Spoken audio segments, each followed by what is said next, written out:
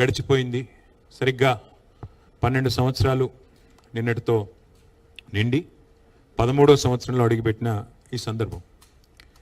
అయితే తెలంగాణ ఏర్పాటుకు సంబంధించి, తెలంగాణ రాష్ట్రానికి సంబంధించి కొన్ని ప్రత్యేకతలు ఉన్నాయి. మీ అందరికీ కూడా తెలుసు. ఎందుకంటే తెలంగాణ రాష్ట్రం అనేది ఏ ఒక్కరి వల్ల లేదా ఏ ఒక్క పార్టీ వల్ల, ఏ ఒక్క సంస్థ వల్ల వచ్చింది అని మేము అనుకోవడం లేదు.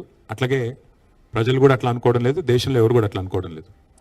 మా జర్నలిస్ట్ సోదరులు కూడా ఆనాడు మాతో పాటు తెలంగాణ జర్నలిస్ట్ ఫోరం పేరిట మీరు కూడా మాతో పాటు కదం దొక్కిన వాళ్ళు, మీరు కూడా మాతో పాటు కలిసి నడిచిన వాళ్ళు, యాజమాన్యాల లైన్లు ఎట్లా ఉన్నా మా లైన్ మాత్రం తెలంగాణ అని చెప్పి పోరాటం చేసిన ప్రతి కలం వీరుడికి కూడా ఈ ప్రెస్ క్లబ్ ద్వారా హృదయపూర్వకంగా వారికి తెలంగాణ వ్యాప్తంగా ఉన్న మా జర్నలిస్ట్ సోదరులందరికీ కూడా హృదయపూర్వకంగా నేను వారికి కూడా ధన్యవాదాలు తెలియజేస్తాను. సరే, రాష్ట్రం ఏర్పడి ఒక పుష్కరం అయింది. మరి మా పార్టీ 25 ఏళ్ల ప్రస్థానాన్ని కూడా పూర్తి చేసుకున్నది.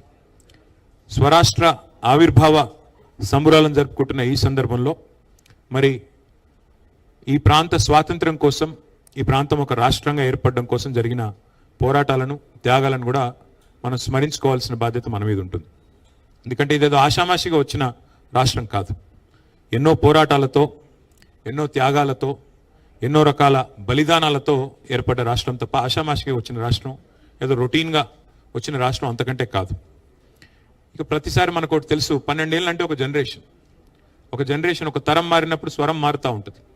తరం మారిన ప్రతి సందర్భంలో మనం చూసినట్టయితే కొత్త కొత్త ఆలోచనలు వస్తూ ఉంటాయి, కొత్త కొత్త మరి ఆవిష్కరణలు కూడా జరుగుతూ ఉంటాయి. కానీ ఉడుకునెత్తురితో ఉరకలెత్తే యువతరం ఎవరైతే ఉన్నారో వారు ఒకటి గుర్తుపెట్టుకోవాలి. మనకి మన తాతల కథ, తండ్రుల కథ, మన జాతి కథ తెలియకపోతే భవిష్యత్తు కూడా